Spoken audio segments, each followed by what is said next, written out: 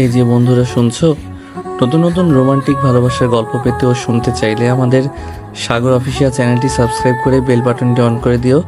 Like comment করতে মোটেও ভুলবেন না কিন্তু। ধন্যবাদ সবাইকে। আরহাম বেশ কিছুক্ষণ ধরে এখানে বসে আছে। এখন পর্যন্ত কারো দেখা পায়নি। সময় কাটানোর জন্য একটা পত্রিকা টেনে নিল। ফ্রন্ট পেজের নিউজগুলোর হেডলাইনে চোখ বুলিয়ে পাতা উল্টাতে যাবে, তখনই এক ভদ্রমহিলা প্রবেশ করলেন। আরহাম পত্রিকা সরিয়ে রেখে সালাম দিল। ভদ্রমহিলা গম্ভীর কণ্ঠে সালাম নিলেন। আরহাম বুঝতে পারলো এটাই তাহলে ওর শাশুড়ি। বিয়ের দিন এক ঝলক দেখেছিল, তেমন ভালো করে মনে নেই। মনে না থাকারই কথা, যেখানে ওর বিয়েটাই ছিল অদ্ভুত একটা ঘটনা। আরহাম তার বাবার অতি আগ্রহে আগপিছ ভাবার কিংবা নিজের মতামত প্রকাশ করার কোনো সুযোগ সেদিন পায়নি। বাবা এসে বলেছিল, মেয়েটা ঢাকায় পড়তে চলে যাচ্ছে, খালার বাড়িতে থেকে পড়বে। দিনকাল ভালো না বুঝলি, এদিকে আমার শরীরটাও এই ভালো এই মন্দ। নিয়াজের সাথে আলাপ করে সিদ্ধান্ত নিয়েছি, আফরিন যাবার আগেই তোদের আদবটা করিয়ে দেব। তুই কি বলিস? আরহাম কিছু বলার আগেই দেখলো বাবা মোবাইলে ব্যস্ত হয়ে পড়েছে। ওকে প্রশ্ন করাটা ছিল অনর্থক, কারণ উত্তর দেবার কোনো সুযোগই যেখানে নেই। মনে হলো কথাটা আরহামকে জানানোর জন্যই বাবা বলেছেন, মতামত জানতে চেয়ে বলেননি। আরহাম কখনো বাবা মার সাথে তর্ক করেনি, করাটা অন্যায় জেনেই বড় হয়েছে, তাই সেভাবেই চলে অভ্যস্ত সে। সেদিন রাতে আরহামের বাবা আর নিয়াজ আঙ্কেলের যৌথ ষড়যন্ত্রে আরহাম আর আফরিন পরস্পর বাধা পড়েছিল বিবাহ নামক এক লিখিত চুক্তিতে। বিয়ের পরপর আফরিন নামের মেয়েটি যে তার বউ হয়ে গিয়েছে এটা বুঝতে সক্ষম যতক্ষণ সময় লেগেছিল, তার চেয়েও কম সময়ের মধ্যেই আফরিন ঢাকা চলে এসেছিল। দুজনেই তেমন কোনো কথা হয়নি। আফরিন তো পুরোটা সময় মুখ নিচু করেই বসেছিল আর চোখ মুছছিল। আরহামকে এসে দু একটা কথা বলে ওকে হালকা করার চেষ্টা করেছিল, কিন্তু সুবিধে করতে পারেনি। মিনিট 15 বাদে আফরিনের মামি এসে টান মেরে ওকে নিয়ে গিয়েছিল। সে প্রথম আর সেই শেষ দেখা। ওদের বিয়ের কিছুদিন পরপরই ঘটলো এক ট্র্যাজেডি। আফরিনের বাবা হঠাৎ হার্ট অ্যাটাকে মারা গেলেন। আফরিনদের বাসা থেকে সরাসরি জানানো না হলেও ভাইয়া থ্রুতে খবরটা জেনে সে রাতেই বাবাকে নিয়ে আরহাম ঢাকা ছুটেছিল, কিন্তু তাতে লাভ হয়নি। এসে নিয়াজ আঙ্কেলকে শেষ বিদায় জানাতে কবরস্থান পর্যন্তই যেতে হয়েছে। কবরস্থান থেকে ফিরে এসে আরহামের বাবা আফরিনের মা এবং মামা খালাদের সাথে বিয়ে নিয়ে কিছু কথা তোলার চেষ্টা করলেও তাদের দিক থেকে সায় না পেয়ে নীরবে সিলেট ফিরে এসেছিলেন ছেলেকে নিয়ে। সেদিন থেকে বাবা নিজেই অনেকটা মুচড়ে গেছেন। গত 2 মাস তিনি একাই নিজের মনে যুদ্ধ করে ক্লান্ত হয়ে অবশেষে আজ ওকে ডেকে অনুরোধ করলেন, আফরিনকে সাথে করে নিয়ে আয়, তোদের দুজনকে একসাথে একটু দেখি। নিয়াজের প্রবল ইচ্ছাতেই বিয়েটা হয়েছিল, এখনো বেঁচে নেই। তোদের সংসার আমি থাকতে থাকতে না বসালে আর বসবে কিনা আল্লাহ জানে। তুই ঢাকা যা, আপাকে আমার সালাম জানিয়ে শরীরের অবস্থার কথা বলে আফরিনকে নিয়ে আয়। মৃত্যু পথযাত্রী বাবার অনুরোধ রাখতে আরহামের আজ ঢাকায় আসা। আফরিনদের বাসায় এসে প্রায় 1 ঘন্টা ধরে ড্রয়িং রুমে বসে আছে, অথচ কারো দেখা নেই। পত্রিকা হাতে নিতেই একমাত্র আফরিনের মাই এসে ঢুকলেন। আরহাম সালাম দিয়ে পত্রিকা সরিয়ে রাখলো। আফরিনের মা শুকনো মুখে কুশলাদি জানতে চাইলেন। আরহাম সব জানিয়ে বাবার ইচ্ছের কথাটাও জানালো। আফরিনের মা যেন ফাঁপড়ে পড়ে গেলেন। আমতা আমতা করে যা বললেন তার সারমর্ম উদ্ধার করতে আরহামের বেশি বুদ্ধি খরচ করতে হলো না। আরহামের শাশুড়ির বক্তব্য সংক্ষেপে যা বোঝা গেল তা হলো, আফরিনের পরিবার সম্পর্কটা রাখতে চায় না। আফরিনের বাবার জেদের কারণেই বিয়েটা হয়েছিল, কিন্তু এতে আফরিনের মত নেই। আফরিনের মামা খালাও আফরিনের পক্ষে একমত। আফরিন আরও পড়াশোনা করবে, চাকরি বাকরি করবে, নিজের পায়ে দাঁড়াবে। মোট কথা তার ডিভোর্স চান। চুপচাপ আফরিনের মায়ের কথাগুলো শুনলো আরহাম। সব শুনে মৃদু কেশে বিনীতভাবে বলল, আমার বাবা ভীষণ অসুস্থ, তার ইচ্ছেতে এখানে এসেছি। বাবা আফরিনকে তার পরিবারের একজন হিসেবে দেখে যেতে চান, সে কারণেই আমি আফরিনকে নিতে এসেছি। কিন্তু আফরিন তো যেতেই পারবে না, ওর ক্লাস আছে। তাছাড়া মামাদের সাথে আলাপ না করে মেয়েকে আমি একা একা তোমার সাথে ছাড়তে পারি না। আফরিনের মা বললেন। আরহাম মাথা নাড়ালো। আপনি স্বচ্ছন্দে তাদের সাথে আলাপ করুন, তবে যদি অনুমতি দেন তো আফরিনের সাথে 2 মিনিট কথা বলতে পারি। আফরিনের মা উঠে ভেতরে গিয়ে আফরিনকে পাঠালেন। আরহাম ফোনে কথা বলছিল। কথা শেষ হবার আগে ওর সামনে ছিপছিপে এক খাড়া গড়নের এক চতুর্বিংশার তনয়া এসে হাজির হলো। আরহাম মোবাইলে রেখে পূর্ণ দৃষ্টিতে তাকালো। এটাই তাহলে আফরিন? গত কয়েক মাসে অনেক পরিবর্তন হয়েছে চেহারা, নাকি আরহামের দেখার ভুল? তবে মেয়েটি সেই রাতের মতো ফিচফিচ করে কাঁদছে না। আজ তাকে যথেষ্ট সপ্রতিভ মনে হলো, কারণ সে আরহামের ফোন আলাপ শেষ হতেই স্পষ্ট স্বরে বলল, বলুন কি বলবেন। দেখুন, আমি বেশ বুঝতে পারছি আপনার সাথে আমার বিয়েটা আপনার জন্য একটা দুর্ঘটনার মতো হয়ে গেছে। আপনার বাবা বেঁচে থাকলে হয়তো পুরো ব্যাপারটা অন্যরকম হতো, কিন্তু তিনি বেঁচে নেই। এদিকে আমার বাবাও মৃত্যু পথযাত্রী। তিনি আপনাকে তার ঘরের বউ হিসেবে দেখতে চান বলে আমাকে পাঠিয়েছেন আপনাকে নিয়ে যাবার জন্য। আপনার কি ইচ্ছা? আরহামের সরল স্বীকারোক্তির সামনে আফরিন কিছুটা ভ্যাবাচাকা খেয়ে গেল। তারপর নিজেকে সামলে নিয়ে বলল, আপনি তো নিজেই বুঝতে পারছেন যে বিয়েটা আমার জন্য দুর্ঘটনা, তাহলে আমাকে আবার বউ বানিয়ে বাবাকে দেখানোর এত খায়েশ কেন? আরহামের চোয়াল শক্ত হয়ে গেল। সে শান্ত অথচ ধীর স্বরে বলল, কথা বলতে পারাটাই যদি একটি বাহাদুরির কাজ হতো, তাহলে পাগলেরা হতো পৃথিবীর সবচেয়ে বড় বাহাদুর। আপনার এই প্রশ্নের একটা জুৎসই উত্তর আমার কাছে আছে, কিন্তু সেটা দিতে আমার রুচিতে বাধছে। কথা বলতে সমস্যা নেই, তবে প্রকাশভঙ্গিটা মার্জিত হলে কারো কিছু বলার থাকে না। আমি শুধু এইটুকু বলতে চাই যে আপনার বাবার ইচ্ছেতেই বিয়েটা হয়েছিল এবং তা আপনার পূর্ণ সম্মতিতে। তাহলে আজ আপনার বাবার ঘটানো দুর্ঘটনার খেসারত দিতে আমার বাবা সাফার করবে কেন? আরামের কণ্ঠে ধীরতা। আফরিন তাৎক্ষণিকভাবে কোনো উত্তর খুঁজে পেল না বলার জন্য। একটু পরে বলে গোয়ারের মতো উঠল, আমি আপনার সাথে যেতে পারবো না, এই বিয়ে আমি মানি না। আরহাম মাথা নাড়ালো। আপনার পক্ষে এটা খুবই স্বাভাবিক, কিন্তু আমি যেটা বলতে এসেছি সেটা দয়া করে শুনুন।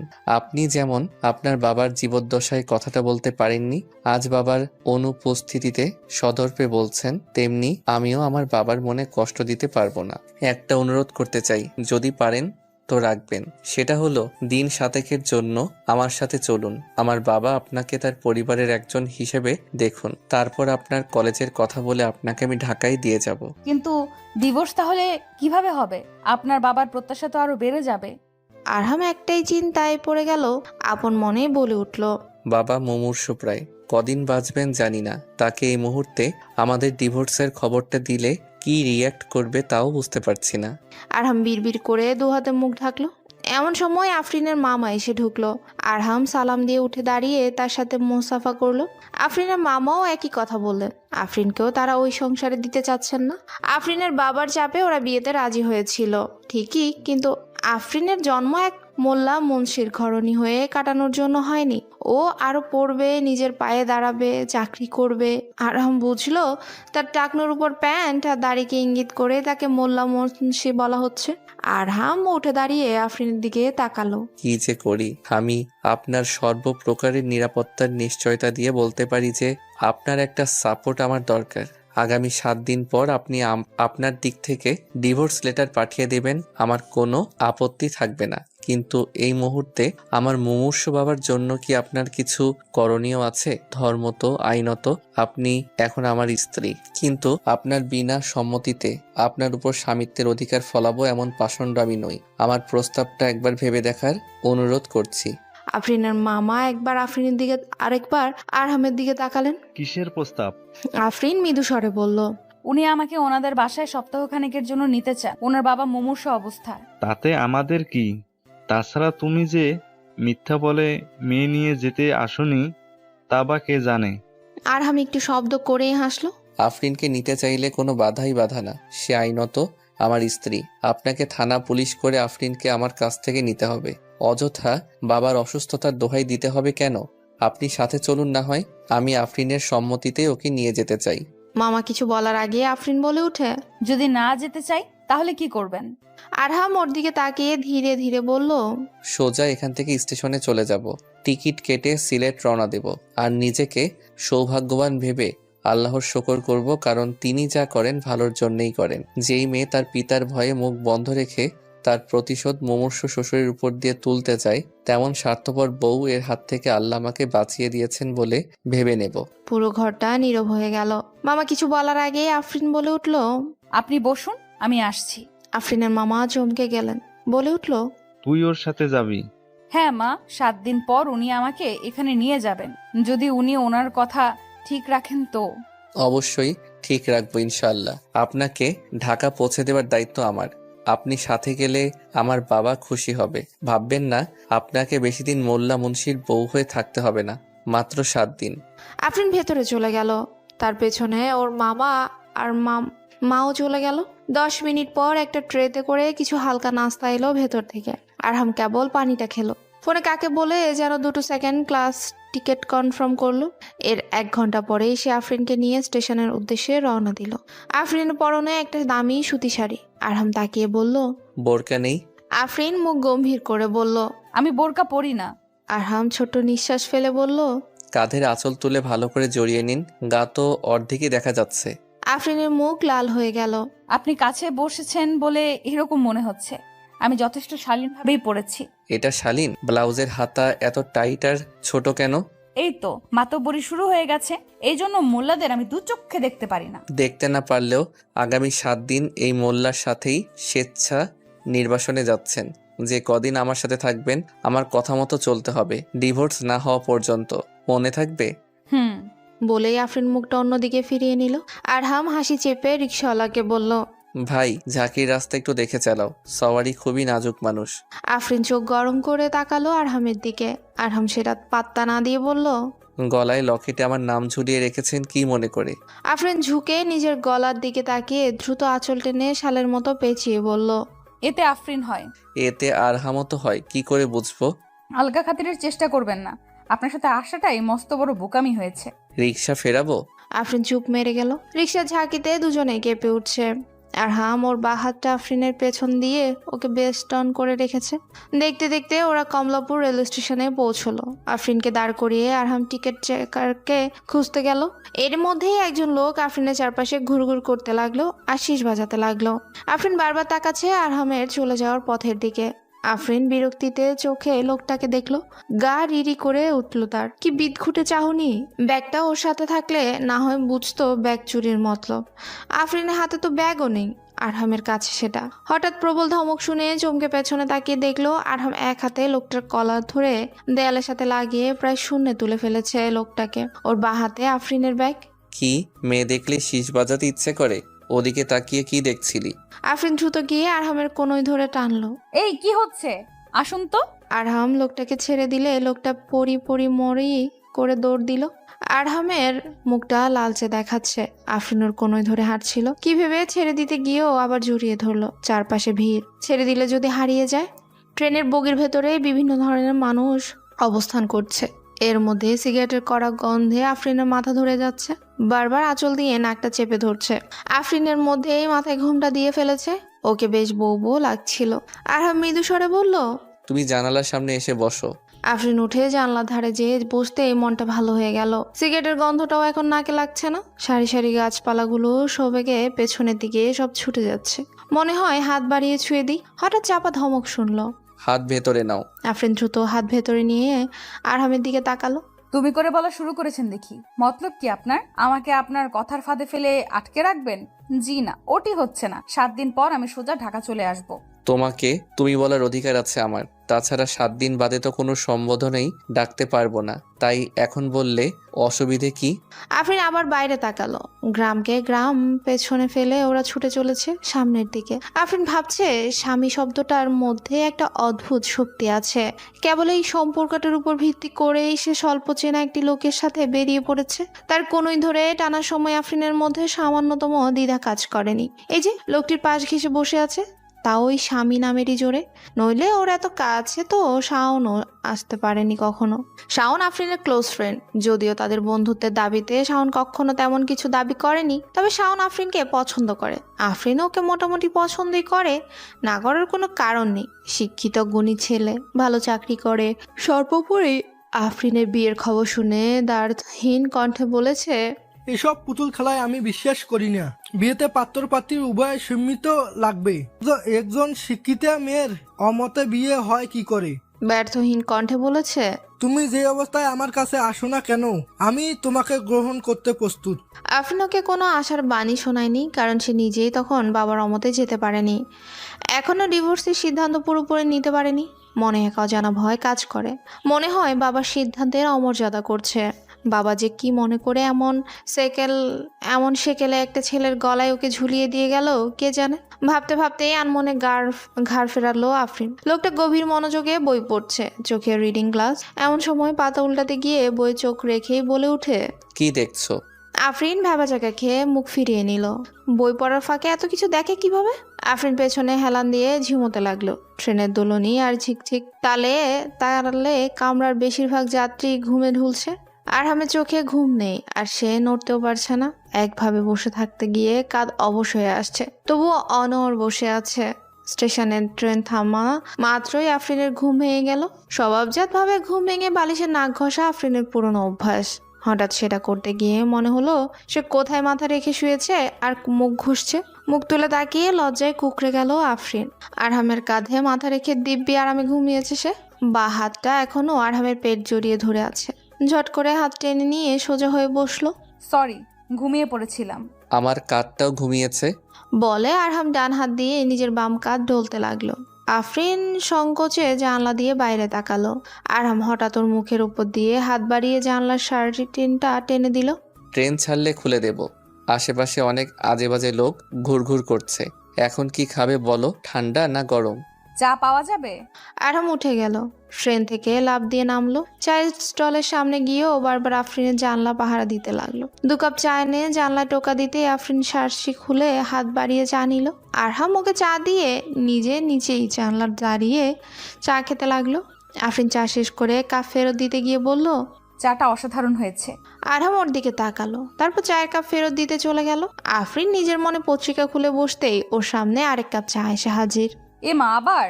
আরহাম ছোট্ট একটা ফ্লাক্স দেখিয়ে বলল, এটা সহ কিনে ফেললাম। এবার তুমি যখন ইচ্ছা খেতে পারবে। নাও, এটা খাও। আফরিন কিছুটা অবাক হয়েই বলল, চা ভালো হয়েছে বললাম বলেই কি দোকান শুদ্ধ তুলে আনতে হবে? এসব চা খাইয়ে আমাকে পটানোর চেষ্টা করে কোনো লাভ হবে না। আমি 7 দিন থাকবো, তারপর চলে যাব। চা খাইয়ে পটাবো কেন? এটা তো আমাদের, মানে হুজুরদের কমন বৈশিষ্ট্য। যতক্ষণ আমার বউ আছো, সাধ্যমতো দুনিয়া এনে তোমার পায়ে লুটাবো। যখন পর হয়ে যাবে ফিরেও তাকাবো না। আমরা মোল্লারা বউকে টাকা পয়সা, হিরে সোনা জহরত থেকেও বেশি পাহারা দিই, কারণ আমাদের কাছে ওগুলোর চেয়েও বউটা বেশি দামি, যেটাকে দূর মুখেরা বউকে বন্দি করে রাখা নাম দিয়েছে। ওরা টাকা পয়সা হিরে সোনাকে দামি মনে করে লুকিয়ে আগলে রাখে। আমরা ঠিক একই কাজটা বউয়ের সাথে করি। বউকে খোলা বাজারে ধাক্কা খেতে ছেড়ে দেই না। এখন এটাকে তুমি যেভাবে ইচ্ছা দেখতে পারো। একবার যখন কথা দিয়েছি তখন তোমাকে 7 দিনের বেশি 1 মিনিটও আটকে রাখবো না, বরং এই 7টা দিন তুমি আমার মেহমান। তাছাড়া বিয়েটা যেহেতু তোমার ইচ্ছেতে হয়নি, সেক্ষেত্রে তোমাকে আটকে রাখার কোনো যুক্তি নেই। এ ধরনের বিয়ে রাসূল সাল্লাল্লাহু আলাইহি ওয়াসাল্লাম ভেঙে দিয়েছেন। অসংখ্য হাদিস এসেছে এ ব্যাপারে। মেয়েদের বিয়ের ব্যাপারে তাদের অনুমতি না নিয়ে বিয়ে দেওয়ার হুকুম ইসলামে নেই। আবু হুরাইরা রাদিয়াল্লাহু তাআলা আনহু এর বর্ণনা, রাসূল সাল্লাল্লাহু আলাইহি ওয়াসাল্লাম বলেছেন, বালেগা বিবাহিতা নারীকে বিবাহ দেওয়া যাবে না যতক্ষণ না তার স্পষ্ট অনুমতি নেওয়া হয়। একই রকম সাবালিকা কুমারী মেয়েকেও বিয়ে দেওয়া যাবে না যতক্ষণ না তার অনুমতি গ্রহণ করা হয়। সাহাবীরা জিজ্ঞেস করলেন, ইয়া রাসূলুল্লাহ সাল্লাল্লাহু আলাইহি ওয়াসাল্লাম, তার অনুমতি কিভাবে বোঝা যাবে? সে তো কথা বলবে না। তিনি উত্তরে বললেন, চুপ করে থাকাই তার অনুমতি। এই হাদিসটাই বিভিন্নভাবে অন্যান্য হাদিসে এসেছে। আরেকটা হাদিস হজরত খেনাসা বিনতে খিজাম রাদিয়াল্লাহু তাআলা আনহু থেকে বর্ণিত। তার পিতা তাকে বিয়ে দিল যেটা তার পছন্দ ছিল না, আর তিনি পূর্ব বিবাহিতা ছিলেন। রাসূল সাল্লাল্লাহু আলাইহি ওয়াসাল্লামের কাছে এসে তিনি তার অপছন্দের কথা জানিয়ে অভিযোগ করলেন। রাসূল সাল্লাল্লাহু আলাইহি সাল্লাম তার বিয়ে ভেঙে দিলেন। এটা বুখারীর হাদিস। ইবনে মাজা বলেছে, পিতার দেয়া বিয়ে ভেঙে দিলেন।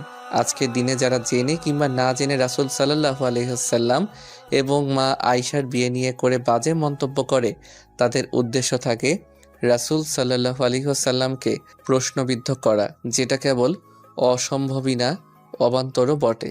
আমি চ্যালেঞ্জ করে বলতে পারি, পৃথিবীর কোনো একটি মানুষ যদি তার আনীত কোনো আইনে এতটুকু দোষ দেখাতে পারে যা মানবতার বিরুদ্ধে, তবে তার তলোয়ার আর আমার ঘাড়। আফরিন মুগ্ধ হয়ে শুনছিল।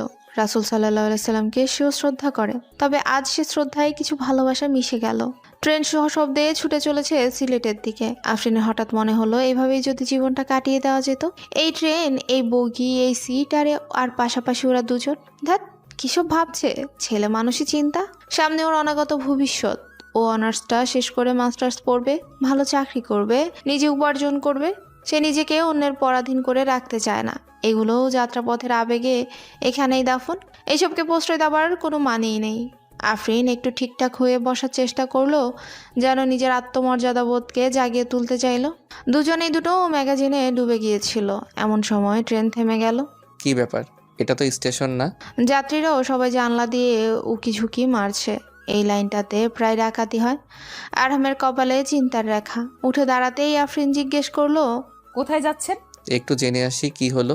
তুমি এখানেই থাকো, আমি দেখছি। আরহাম নেমে যেতেই আফরিন ছুতো উঠে দাঁড়ালো। এই সুযোগ অনেকক্ষণ থেকে ব্লাডারে চাপ অনুভব করছিল। আফরিন কামরার লম্বা লাইনটা ধরে এগিয়ে গিয়ে শেষ মাথায় বাথরুমে ঢুকে গেল। আরহাম কোমরে হাত রেখে দাঁড়িয়েছিল। খোলা প্রান্তরে মুখ ফিরিয়ে ট্রেনের বিশেষ বগিটার দিকে তাকালো। এবার তাকিয়ে কাউকে না দেখে চমকে উঠল সে। দ্রুত ট্রেনে ফিরে গিয়ে দেখলো আফরিন নেই। গেল কোথায়? ওপরের বাসকে তাকিয়ে দেখলো ব্যাগটা ঠিক আছে। কয়েক কদম হেঁটে পুরো বগিটা চক্কর দিল। নেই আফরিন, কোথাও নেই। বুকের ভেতর এক অজানা আশঙ্কা। মনে মনে আল্লাহর সাহায্য চাইতে দেখলো আফরিন দাঁড়িয়ে আছে ভেজা মুখে। আরহামের সমস্ত উদ্বেগ কেটে গিয়ে সেখানেই ভর করলো রাগ। বাথরুমে যাবে? এটা আমাকে বললেই তো হতো। একা যাবার কি দরকার ছিল? এখানে বাথরুমগুলোতে কত রকম অঘটন ঘটে সেটা জানো? আফরিনের মুখ লালচে হলো। না মানে মুখ ধুতে গিয়েছিলাম। আরহামের হুঁশ ফিরল যেন। গলার স্বর নামিয়ে বলল, যেখানেই যাও আমাকে না বলে যাবে না। আগামী 7 দিন তুমি আমার দায়িত্বে। তোমার কিছু হলে তোমাদের বাড়িতে কি জবাব দেব আমি? আফরিন কিছু না বলে আঁচল দিয়ে মুখ মুছতে লাগলো। তারপর ব্যাগ থেকে চিরুনি বার করলো। একটানে খোপাটা খুলে ফেলে বলল, রুমে কেউ নেই, চুলটা আঁচড়ে নেই, ধুলো লেগে জট পাকিয়ে গেছে। আরহাম চরম অস্বস্তি নিয়ে ট্রেনের গেটের সামনে দাঁড়িয়ে এদিক ওদিক তাকাতে লাগলো। পাছে কেউ এসে না পড়ে। আফরিনের তৎপরতা দেখে মনে মনে হেসে ফেললো। আরহাম ধমকে সুরে বলল, এই কাজ শেষ করো, লোক আসছে। আফরিন দ্রুত আঁচল দিয়ে নিজেকে পরিপূর্ণ রূপে ঢেকে লক্ষ্মী বউটি সেজে গেল। আরহাম বাইরের লোকদের সাথে কথা বলে ফিরে এসে ব্যাগটা নিয়ে খপ করে আফরিনের হাত ধরল শক্ত মুঠিতে। আফরিন অবাক। কি হলো? চলো, এই ট্রেন শ্রীমঙ্গল যাবে না, আরেকটা গুডস ট্রেন চলে আসবে, সেটাতে যেতে হবে। তাড়াতাড়ি চলো, এই জায়গাটা ভালো না, এখানে প্রায়ই ডাকাতি হয়। আফরিন চঞ্চল গলায় বলল, আপনি থাকতে ভয় কি? যে ডাকাতি আসবে ওর কলার ধরে শূন্যে তুলে ঢিসুম ঢিসুম করে দুটো মুখা মেরে দিবেন। তারপর আরহামের কড়া চোখের দিকে তাকিয়ে আফরিন কথা থামাতে বাধ্য হলো। আরহাম কটমট করে বলল, সিনেমা দেখা হয় খুব, তাই না? আফরিন হাসলো। আরেকটা চাপা ধমক শুনলো। দাঁতগুলো ভেতরে নাও, সবাই তাকিয়ে আছে। রেল লাইনের উপর দিয়ে আরহামের হাত ধরে হাঁটতে খুব ভালোই লাগছে আফরিনের। এটা ওর জীবনে ঘটা সবচেয়ে সুন্দর একটা ক্ষণ। এইরকম সিংহ পুরুষের হাত ধরে হাঁটার স্বপ্ন ও জীবনে অনেকবার দেখেছে, কিন্তু বাস্তবতা এমন হবে কখনো ভাবেনি। আফরিনের গলা ছেড়ে কবিতা আবৃত্তি করতে ইচ্ছে হচ্ছে। আরহামের চেহারায় এক অদ্ভুত রুক্ষতা। চোখ কুচকে চারদিক দেখতে দেখতেই যাচ্ছে সে। আফরিন চাপা হাসলো। লোকটা সবসময় ইনসিকিউরিটিতে ভোগে। অবশেষে বলেই ফেললো, এত টেনসড হয়ে আছেন কেন? এত সুন্দর পরিবেশ, খোলা প্রান্ত, এখানে ওখানে ঝাপঝাড়, আপনি আর কোষে একটা ধমক দিতে গিয়েও সামলে নিল আরহাম। কেবল বলল, যে নিজের বিপদ বোঝে না তাকে পাগল ছাড়া আর কি বলবো। আমি তো নিজের জন্যই টেনসড হয়ে আছি, তাই না? আফরিন ওর কথায় পাত্তা না দিয়ে বলল, জীবনানন্দ দাশের ওই কবিতাটা পড়ি। 1000 বছর ধরে আমি পথ হাঁটিতেছি পৃথিবীর পথে, সিংহল সমুদ্র আর নিশীথির অন্ধকারে। আরহাম ওকে অবাক করে দিয়ে বলল, চুল তার কবেকার অন্ধকার বিষাদিনীর নিশা, মুখ তার শ্রাবন্তীর কারুকার্য। বলে আরহাম আফরিনের দিকে তাকালো। আফরিন লজ্জায় মুখ নামালো। আরহাম হেসে বলল, নিজেকে নাটোরের বনলতা সেন ভাবা শুরু করেছো নাকি? হা হা হা হা। প্রাণখোলা হাসিতে ভরে উঠল নির্জন প্রান্তর।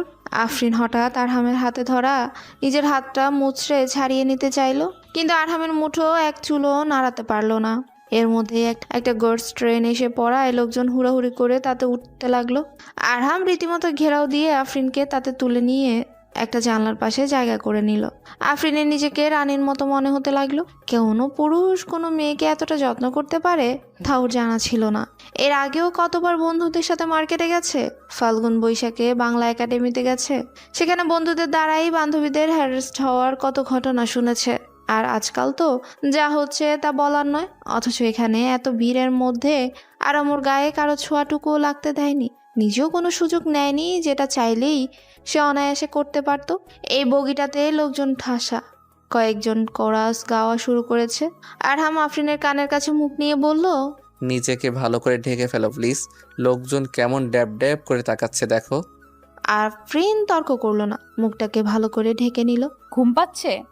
আরহাম হেসে বলল, কাপ তো পেতেই রেখেছি, কোনো সমস্যা নেই, ঘুমিয়ে পড়ো, স্টেশন আসলে তুলে দেব।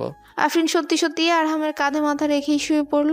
এর পরের স্টেশনেই আমরা নামবো। স্টেশন থেকে নেমে আরহাম রিক্সা নিল। আধ ঘন্টা পর ওরা বাড়ি পৌঁছালো। আফরিনকে দেখতে পেয়ে দৌড়ে এলো আরহামের ছোট্ট বোন আরিশা। আরহামের মাও আনন্দিত মুখে এগিয়ে এসে জড়িয়ে ধরলেন আফরিনকে। আহারে, আমার বৌমাটার মুখটা একদম শুকিয়ে গেছে। কি রে খোকা, পথে অনেক কষ্ট দিয়েছিস বৌমাকে? আরহাম হাতের ব্যাগ রেখে বলল, তোমার বৌমাকেই জিজ্ঞেস করো, উনি ননির পুতুল হলে আমার কি দোষ? হয়েছে, বুঝেছি। গুড। ট্রেনে এসেছো না? আহারে, এমনটা মাঝে মধ্যেই হয়। চলো, একেবারে গোসল করে নাস্তা খাবে। আগে একটু বাবার সাথে ওকে দেখা করিয়ে আনো, অস্থির হয়ে আছে সে। আরহামের মা আফরিনকে যে ঘরে নিয়ে গেলেন সেই রুমে একটা বিছানায় শুয়ে আছেন আরহামের বাবা। আফরিন তাকে সালাম দিতেই তার মুখে বিস্তৃত হাসি ফুটে উঠল। উঠে বসতে চাইলে আরহামের মা তাকে নিরস্ত করে বলল, বৌমা সবে মাত্র এসেছে, ও ফ্রেশ হয়ে আসুক, তখন কথা বলবে। ওকে নিয়ে যাই। বৃদ্ধ লোকটি ডান হাত বাড়িয়ে কেবল আফরিনের গালটা ছুঁয়ে দিলেন। বৃদ্ধের চোখে পানি। আফরিন কেঁপে উঠল। এই বৃদ্ধ মানুষটি যখন জানবে আফরিন মাত্র 7 দিন পরে তাদের সবার সাথে সম্পর্ক ছিন্ন করে চলে যাবে, তখন তার মনের অবস্থা কি হবে? গোসল সেরে একটা নীল 3 পিস পরেছে আফরিন। এর মধ্যেই খাওয়া দাওয়া সেরে নিয়েছে ওকে বিশ্রাম নেওয়ার জন্য ঘরে পাঠানো হয়েছে। পাহাড়ি এলাকাগুলোতে সন্ধ্যা যেমন তাড়াতাড়ি নামে। আফরিন বারান্দায় দাঁড়িয়ে কিছুক্ষণ প্রকৃতি দেখে ঘরে ফিরে এলো। ভেজা চুল থেকে টাওয়াল টেনে খুলে সেগুলোকে টাওয়াল দিয়ে হালকা বাড়ি মেরে পানি ঝাড়াতে লাগলো। অদূরেই আরহাম নিজের ব্যাগ থেকে জিনিসপত্রগুলো বের করছিল। আফরিন হঠাৎ ঝাড়া শেষে ওর লম্বা চুলগুলো ঘুরিয়ে পেছনে পাঠানোর সময় আরহামের মুখে ঝাপটা মেরে ছুঁয়ে দিল। পানির ছিটায় আরহাম চমকে তাকালো। কি হলো এটা? সরি, চুল ছাড়ছিলাম। নির্বিকারে বলল আফরিন। এটাও কি অভিনয়ের অংশ? মানে কিসের অভিনয়? আগামী 7 দিন তুমি আমার বউ সেজে থাকার অভিনয় করে 7 দিন পর মঞ্চ ত্যাগ করবে, এমনটিই তো বলে এসেছো ঢাকা থেকে। তা বন্ধ ঘরে তো অভিনয়ের কোনো কারণ দেখি না। আপনি একটু বেশি বোঝেন। বেশি বুঝিনি, ঠিকই বুঝেছি। শোনো, এখানে কোনো দর্শক নেই, ড্রপ সিন পড়ে গেছে। আমার বউ সাজা আপাতত বন্ধ, তুমি তোমার মতো রিল্যাক্স থাকতে পারো। ওই যে খাট, ওইখানে তুমি আরামসে ঘুমাও, আমি ফ্লোরে ব্যবস্থা করে নেব। ব্যবস্থাটা ঠিক আছে? আফরিন নির্বাক শ্রোতার মতো কথাগুলো শুনলো, তারপর বলল, আপনার ঘর, আপনি মাটিতে শোবেন, এটা কেমন কথা? আমরা অতিথিকে বেস্ট এফোর্ট দিয়ে থাকি। আমি তাহলে অতিথি? কিছুটা আহত স্বরে বলল আফরিন। আরহাম চোখে রিডিং গ্লাস পরে বলল, এটাই তো সত্যি, তাই নয় কি? আফরিন তাকিয়ে রইল। চশমা চোখে লোকটাকে সম্পূর্ণ অন্যরকম দেখাচ্ছে। আরহাম ও দৃষ্টি উপেক্ষা করে বই নিয়ে বসে গেল জানলার ধারে ইজি চেয়ারটা। আফরিন বলল, আসলে মোল্লা হন আর যাই হন, মানুষ তো সেই রক্ত মাংসেরই। বিছানায় শুতে চাচ্ছেন না কারণ তাতে আপনার স্বরূপ প্রকাশ পেয়ে যাবে, এজন্য। আরহাম বই বন্ধ করে তাকালো আফরিনের দিকে। মেয়েটা ওকে আসলে কি বলতে চাইছে? আরহাম কিছু একটা বলতে গিয়েও নিজেকে সামলে নিয়ে বলল, অভিনয় করলে ঠিক মতো করো, যাও ও ঘরে যাও, সেখানে গিয়ে আমার মা আর আরিশার সাথে আড্ডা দাও। আমার মাথা খেও না তো। কি আমি মাথা খাচ্ছি? নয়তো কি, আমি যথেষ্ট ক্লান্ত, একটু বই পড়ে মাইন্ডটাকে ফ্রেশ করতে চাচ্ছি। ঠিক আছে, করুন। বলেই আগে মাটিতে জোরে জোরে পা ফেলে দরজার দিকে এগিয়ে গেল আফরিন। বেরোবার সময় হঠাৎ দরজার কাছে রাখা বেতের সোফা থেকে কুশনটা তুলে নিয়ে মনে হতে ছুঁড়ে মারলো আরহামের দিকে। মেরেই দ্রুত বেরিয়ে গেল আফরিন। আরহামের মাথায় লেগে কুশনটা মাটিতে পড়ে গেল। আরহাম ভীষণ অবাক হয়ে কুশনটা হাতে নিয়ে বসে থাকলো। ওর মাথায় কিছুই আসছে না। আফরিন হঠাৎ রেগে গেল কেন? রেগে যাবার মতো কিছু কেউ বলেছে বা করেছে? নতুন বউয়ের আগমন উপলক্ষে আরহামের মা সাফিয়া হোসেন ভালো কিছু রান্নার আয়োজন করছিলেন। আফরিনকে রান্নাঘরের গেটে দেখে তিনি উৎফুল্ল হয়ে কাছে ডাকলেন। আরে এসো এসো বৌমা, তুমি কি ঝাল খেতে পছন্দ করো?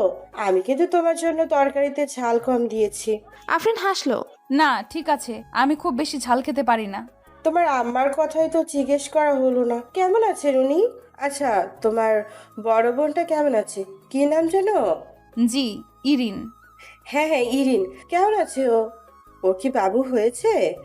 না, ওর এখনো বাবু হয়নি। ও আচ্ছা।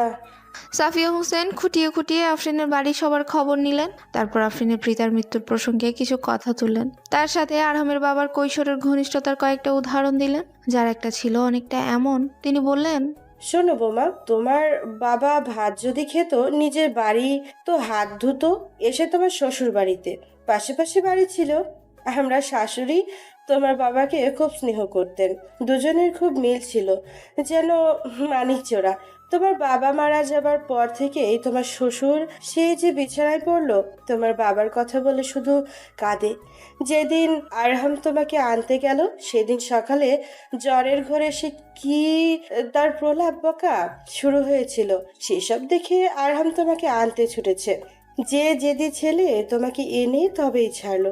ইচ্ছে ছিল তোমার শ্বশুর সুস্থ হলে আরহামের ওয়ালিমাটা করে ফেলবো, কিন্তু আরহাম বলল তুমি নাকি সপ্তাহখানেক পরে ঢাকা চলে যাবে, তোমার কলেজ খোলা। জি মানে দেখো মা, তোমার পড়ালেখার ব্যাপারে আমরা কোনো বাধা নেই, কিন্তু একটা কথা সবসময় খেয়াল রেখো মা, মেয়েদের জন্য সবচেয়ে সম্মানের জায়গা হলো তার স্বামীর ঘর। আফরিন ছোট্ট একটা দীর্ঘশ্বাস ফেললো। সাফিয়া ওর কাঁধে হাত রেখে ওকে নিজের ঘরে নিয়ে এলেন। কাঁধে মৃদু চাপ দিয়ে ওকে নিজের পাশে বসালেন। দেখো মা, তোমাদের আজকাল বোঝানো হচ্ছে যে সংসার নয়, কর্মক্ষেত্রে নিজের প্রতিভার ঝলকানি দেখাতে হবে। স্বামীর খেদমত দাসত্ব আর বসের খেদমত সম্মানের বলে বোঝানো হচ্ছে। আজকের মেয়েরা তাই দলে দলে ঘর ছেড়ে পরকে জয় করতে নেমেছে। এতেই নাকি সার্থকতা। কখনো খেয়াল করে দেখেছো কোনো মেয়ে পড়াশোনা বা চাকরি করতে না পেরে আক্ষেপ হয়তো করে, কিন্তু পাগল হয়ে যায় না, কান্নাকাটি করে না। কিন্তু হাজারো মেয়ে এমন দেখবে একটা সন্তানের জন্য পাগল হয়ে আছে, কপাল চাপড়াচ্ছে, হতাশ করছে। কেন জানো? কারণ আমাদের আল্লাহ আমাদের এই প্রকৃতিতেই গড়েছেন মেয়েদের সার্থকতা মাতৃত্বে। আমার বড় এক ফুফাতো বোন ছিল, সে লেখাপড়ায় খুব ভালো ছিল, ডক্টরেট করে বিশ্ববিদ্যালয়ে ঢুকেছিল, চারিদিকে দাপিয়ে বেড়াতো, কাউকে কেয়ার করতো না। ওর বয়স যখন 40-এর উপরে, তখন ওর ব্যবসা আমাদের সব ভাই বোনদের দাওয়াত করতো, আর আমাদের বাচ্চা কাচ্চাদের প্রচুর গিফট দিত। একসময় ছোট বোনদের বাচ্চাদের ওর কাছে রেখে ওদের মার্কেট বা ঘুরতে যেতে বলতো। কে কারা বাচ্চা কয়দিন দেবে বলো? অবশেষে আমার ওই বোনটার মাথায় দোষ লেখা দিল। একদিন আমার ফুপু দেখলো ও একটা কোলবালিশকে বাচ্চা বানিয়ে ঘুম পাড়াচ্ছে। পরে ওকে মেন্টাল হসপিটালে রেফার করা হয়। বুঝলি মা, স্রষ্টা আমাদের যে বৈশিষ্ট্য গড়েছেন তার বিপরীতটা জোর করে চালাতে গেলে তার স্বাভাবিকত্ব নষ্ট হবেই। এই যে এখন মেয়েরা দেরি করে বিয়ে করে বা একটা বাচ্চা নিয়ে বসে থাকে, এগুলো নারীত্বের বৈশিষ্ট্যের বিপরীত। এখন স্লোগান দেয়া হচ্ছে ছোট্ট পরিবার সুখী পরিবার। আসলে কি তাই? এমন হাজারো পরিবার আমি চিনি যাদের একটি সন্তান বাবা মায়ের জীবনে অশান্তির আগুন জ্বলিয়ে রেখেছে, অথচ আগেকার সব পরিবারে 10টা-15টা করে ছেলে মেয়ে ছিল। কই, সেসব পরিবারে তো এত অশান্তি ছিল না। আসলে স্লোগানটা হওয়া উচিত ছিল দিনী পরিবার সুখী পরিবার। দিনদারিতা মানুষকে ধৈর্য রাখতে শেখায়, সংযম শেখায়। তাছাড়া আমাদের দেশে জীবনে কখনো ইউরিন ইনফরমেশন কি বা জলবায়ু ক্যান্সার কি শুনিনি। এখন তো অধিকাংশ মেয়ে এই রোগের রোগী, কারণ মেয়েদের তাদের ফিতরাত থেকে সরিয়ে অন্য রূপে প্রতিষ্ঠিত করার আয়োজনে নেমেছে একদল স্বার্থন্বেষী লোক। এসব তোমাকে বললাম বলে তুমি কিছু মনে করছো না তো? হয়তো অনেক বেশি বলে ফেললাম। না না, ঠিকই তো বলেছেন, অনেক কিছু শেখার আছে আপনার কথায়। চলো তোমার শ্বশুরের কাছে যেয়ে বসি, কি অসুবিধা হবে? আরে না না, চলুন। রাতের খাওয়া দাওয়া শেষে আফরিন শুতে এসে দেখলো আরহাম কম্পিউটারে ব্যস্ত। আফরিন ওর সাথে কিছু কথা বলতে চায়, কিন্তু ওর মনে হলো সে আফরিনকে কিছুটা এড়িয়ে চলছে, যেন এই বাড়িতে এনে দেওয়া পর্যন্ত ওর দায়িত্বই ছিল। আফরিন আরহামকে কিছুক্ষণ দেখলো, তারপর বলল, আপনি কি খুব বেশি ব্যস্ত? কেন, আমাকে দরকার? জি। অকপট উত্তর আফরিনের। আরহাম কম্পিউটার থেকে মুখ ফিরিয়ে তাকালো। বলো কি বলবে? মাকে আপনি কি বলেছেন আমার যাবার ব্যাপারে? যা সত্য তাই। ডিভোর্সের কথা? আফরিন চোখ বড় বড় করে বলল। আরে না, তাই কি বলা যায় নাকি? বলেছি তোমার কলেজ আছে, পড়াশোনা আছে, এসব তুমি চলে যাওয়ার পর আর না আসলে তখন ধীরে ধীরে বুঝিয়ে বলবো। আপনি কি চান আমি চলে যাই? এখানে আমার চাওয়ার প্রশ্ন আসছে কেন? তুমি নিজেই তো চাও। আফরিন মুখ নিচু করলো। মার সামনে যেতে আমার খারাপ লাগছে। তিনি কত আয়োজন করেছেন আমার জন্য। আগামীকাল কিছু গেস্ট দাওয়াত করেছেন, আমাকে দেখতে আসবে তারা। বলেছেন ওয়ালিমা করবেন। এইসব টপকি কিভাবে কি করি? আরহাম দীর্ঘশ্বাস ফেলে বলল। আসলে তুমি একমাত্র ছেলের বউ তো, তাই তাদের আবেগটা অন্যরকম। তা হোক, কিন্তু তোমার চাওয়ায় আমি কোনো বাধা আসতে দেব না। তুমি যেটা চাইবে সেটাই হবে। আজ বুধবার, আগামী বুধবার সকালে আমরা ঢাকা রওনা দেব ইনশাল্লাহ, ঠিক আছে? বলেই আরহাম নিজের কাজে মন দিল। আফরিন চিন্তিত মুখে বালিশে মাথা রাখলো। সেখান থেকেই আরহামকে দেখতে লাগলো। এ কেমন স্বামী যে কোনো জোর জবরদস্তি করে না। আফরিন না হয় বলেছে ডিভোর্স দেবে, তাই বলে সেটা মাথা পেতে নিতে হবে? আমার প্রতি তার কোনো আগ্রহই তো নেই, কার জন্য থাকবো? ভাবতে ভাবতেই কখন ঘুমিয়ে তলিয়ে গেল আফরিন বলতে পারলো না। সকালে ঘুম ভেঙে দেখলো পুরো রুম খালি। আফরিন অবাক হয়ে উঠে বসলো। সে কি এই রুমে একা ছিল নাকি? বাইরে এসে রান্নাঘরে উকি দিতেই দেখলো শাশুড়ি আম্মা স্যুপ গরম করছেন। আফরিনকে দেখে হেসে বললেন। ঘুম ভাঙলো? আফরিন লজ্জিতে হাসলো। জি। আম্মা ও কোথায়? খোকার কথা বলছো? ও তো ফজরের নামাজ পড়ে নাস্তা খেয়ে বেরিয়ে গেছে। আজও নাকি স্কুলে কি কাজ আছে। উনি স্কুল টিচার? হ্যাঁ, কেন তুমি জানো না? ভুলে গেছি। তোমার নাস্তা দেয়া আছে, খেয়ে নাও। আম্মা স্যুপটা আমাকে দিন, আমি বাবাকে খাইয়ে দিই। সাফিয়ার হাসি বিস্তৃত হলো। খুশি মনে সুপের বাটিটা এগিয়ে দিল। আফরিন বাটি নিয়ে শ্বশুর সাহেবের সামনে গিয়ে বসলো। দুপুরে খাবার সময়ও আরহামকে দেখা গেল না। আফরিন আরিশার সাথে কিছুক্ষণ গল্প করে কাটালো। আরহামের বইয়ের কালেকশন দেখলো। লোকটা সম্পর্কে যত জানছে ততই অবাক হচ্ছে। এত ভালো কমার্স ব্যাকগ্রাউন্ড, অথচ সে ব্যাংকে চাকরি করছে না, হারাম উপার্জনের ভয়ে একটা সাধারণ হাই স্কুলে পড়ে আছে। বিকেলের দিকে মা ফোন করতে আফরিন খুশি হয়ে ফোন ধরে বলল। মা তোমরা কেমন আছো? আমরা তো ভালোই আছি। তোর খবর বল।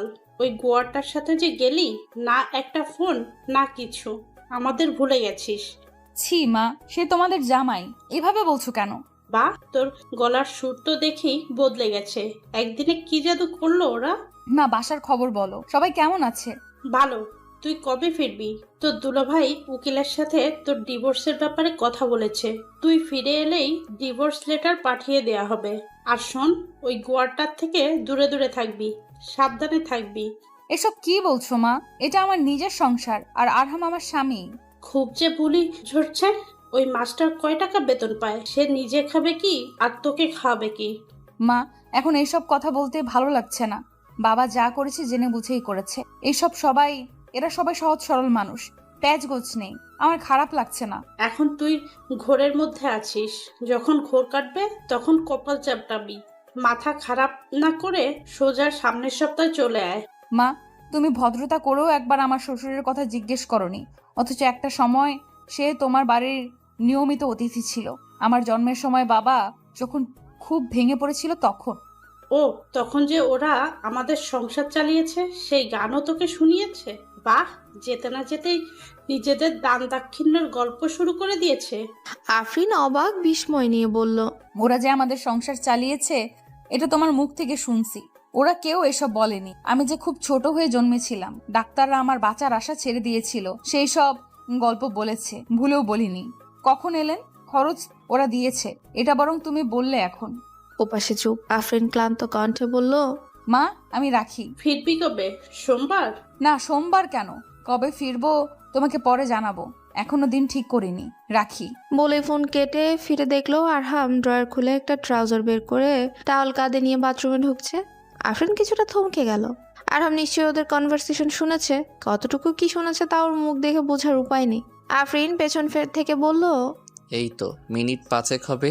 ও, সকালে কখন গেলেন দেখিনি তো। আরহাম দুহাত কোমরে রেখে ওর দিকে তাকালো। তুমি কি নামাজ একদমই পড়ো না? আফরিন লজ্জিত স্বরে বলল। মাঝে মধ্যে। হুম, ভেরি ব্যাড বলে মাথা নেড়ে বাথরুমে ঢুকে গেল। আফরিন মোবাইল চার্জে দিয়ে শাশুড়ির ঘরে এলো। শাশুড়ি মা ওকে 3 পিস বদলে শাড়ি পরে নিতে বললেন। বসার ঘরে কিছু প্রতিবেশী এসেছেন। তিনি আফরিনের হাতে তার নিজের একটা শাড়ি তুলে দিয়ে সেটা পরতে বললেন। তারপর নিজের গলা থেকে চেন খুলে আফরিনের গলায় পরিয়ে দিয়ে বললেন, এটা পরে এসো মা, হালকা সাজ দিয়ে। যদিও আমার বৌমা এমনিতেই দেখতে মাশাআল্লাহ, তবুও নতুন বউ তো। বলেই শাশুড়ি চলে গেলেন। শাশুড়ির দেওয়া লাইট পিঙ্ক রঙা শাড়িটা পরে আধ ঘন্টার মধ্যে মাথায় ঘুমটা দিয়ে বসার ঘরে চলে এলো আফরিন। হাতে রং মিলিয়ে চুড়ি পরেছে। আরিশা ওর চুড়ির আলনা থেকে এনে দিয়েছে চুড়িগুলো। আফরিনকে দেখে প্রতিবেশী অতিথিরা খুশি হলো। ওরা প্রত্যেকে ছোটখাটো গিফট নিয়ে এসেছিল। যাবার সময়ও অনেক দোয়া করে খেয়ে দিয়ে বিদায় নিল তারা। আফরিন শাশুড়ির সাথে হাতে হাতে সব গোছাতে সাহায্য করলো। আরহামের খাবারটা টেবিলে ঢেকে রাখলেন। আফরিন নিজেই বলল, উনি খেয়ে নিলে আমি এসব গুছিয়ে ফেলতে পারবো। আপনি যে বিশ্রাম নিন মা। শাশুড়ি খুশি মনে নিজের ঘরে চলে গেল। আফরিন ঘরে এসে দেখলো আরহাম এক গাদা খাতার মাঝে ডুবে আছে। আফরিন নিঃশব্দে আরহামের কাছে গিয়ে দাঁড়ালো। এইসব কি আজই দেখে শেষ করতে হবে? মুখ না তুলেই জিজ্ঞেস করলো আরহাম, কিছু কি বলবে? বলছি খাবার ঠান্ডা হয়ে যাচ্ছে, এই নিয়ে তারপর না হয় বসতেন। আপনি যদি বলেন আমি সাহায্য করতে পারি। সাহায্য না থাক, কাল তো ছুটি। আজ রাত জেগে হলেও সব শেষ করে ফেলবো। তুমি ঘুমাও, আমি খেয়ে নেব। একটা কথা বলতে চাচ্ছিলাম, ডাকতে পারবেন? বলো। আমার বিছানাকান্দি যাবার খুব শখ, নিয়ে যাবেন আমাকে? আবার কবে সিলেট আসি না আসি। আরহাম কলমটা বন্ধ করে একটু ভাবলো। কবে যেতে চাও? সেদিন যেদিন আপনি নিয়ে যাবেন। তাহলে কালই চলো। নিতে পারো, তবে তোমার বোরকা ছাড়া চলাফেরাটা দৃষ্টিকটু লাগে। আফরিনের মুখ গম্ভীর হলো। তাহলে এখন কি করব? আমি বোরকা পরে অভ্যস্ত নই, আর আমার বোরকা নেই। তুমি পড়তে রাজি হলে বোরকার ব্যবস্থা হবে। তুমি পড়বে কি না সেটাই প্রশ্ন। না পড়লে নেবেন না? কী সব ছেলে মানুষই প্রশ্ন। নেব না কেন? তবে প্রচুর ভিজিটর্স থাকে সেখানে। সুন্দর মেয়ে দেখলে লোকজন এমনিতেই চেয়ে থাকে। আফরিন উচ্ছ্বাস চাপতে মুখ নামালো। আরহামের চোখেও তাহলে সুন্দর। ও নিশ্চয়ই সচেতনভাবে বলেনি, মুখ ফসকে বলে ফেলেছে। এই লোকের মুখ থেকে প্রশংসা শোনার আশা করে না আফরিন। মৃদু স্বরে বলল, তাহলে কাল কখন যাচ্ছি? ভোরবেলা বেরোতে পারবে? তাহলে বেরিয়ে মজা পাবে, নতুবা বেলা চড়ে গেলে প্রোগ্রাম শর্টকাট করতে হবে। আমি ভোরেই উঠবো। আপনি আমাকে যদি ফজরে ডেকে দেন তাহলে নামাজটাও পড়ে নিতে পারবো। অবশ্যই ডেকে দেব ইনশাল্লাহ। তবে দেখো, নামাজটা যেন হয় আল্লাহকে খুশি করার উদ্দেশ্যে। কারো মন রাখতে গিয়ে যদি নামাজ পড়ো তাহলে কিন্তু সর্বনাশ। রিয়ার গুনাহ হয়ে যাবে। রিয়া বোঝো তো? লোক দেখানো ইবাদত, ভয়াবহ গোপন শিরক এটা। শুনে আরহাম হাসি মুখে তাকালো। আফরিন মাথা নাড়ালো। তারপর হঠাৎ উচ্ছ্বসিত কণ্ঠে বলে উঠে, আপনাকে সাহায্য করতে পারি? কাজ তো প্রায় শেষের দিকে। আচ্ছা, এগুলো নাও, কাউন্ট করে পেন্সিল দিয়ে খাতার কোণে মার্কস বসিয়ে দাও। আফরিন শাড়ি সামলে এসে হাঁটু মুড়ে বসলো। আরহাম হাসলো। শাড়িটা সুন্দর। আফরিন নিচের দিকে তাকিয়ে বলল, আর কিছু সুন্দর না? চুড়িগুলো সুন্দর। আর শাড়ির রংটা দারুণ। আফরিন তাকালো। সব সুন্দর শাড়িতে? গলার চেইনটা শাড়ির সাথে মানিয়েছে। ব্যাস। আমার খিদে লেগেছে, মানে? ভাত খেয়ে আসি, তুমি মার্কস বসাও। বলেই আরহাম উঠে চলে গেলে আফরিন হতাশ দৃষ্টিতে সেদিকে তাকিয়ে রইল। ওর খুব রাগ হচ্ছে, কার উপর কে জানে। অনেক দিন পর ফজরের নামাজ আদায় করতে পেরে আফরিনের কাছে খুব ভালো লাগছে। নিজেকে পরিপূর্ণ মনে হচ্ছে। আহা, প্রতিটা দিন যদি এভাবেই শুরু হতো। 8টার দিকে আরহাম ওকে নিয়ে বেরোলো। আরিশাকে বললে ও জানালো, না ভাবি, তোমরাই যাও, আমার আগামীকাল উইকলি সিটি আছে, পড়তে বসতে হবে। আরহাম আর দ্বিরুক্তিতে না করে আফরিনকে নিয়ে বেরিয়ে পড়লো। আরহাম একটা চাঁদের গাড়ি ভাড়া করলো। আফরিন তো মহা খুশি, কিন্তু পুরো গাড়িতে ওরা দুজন।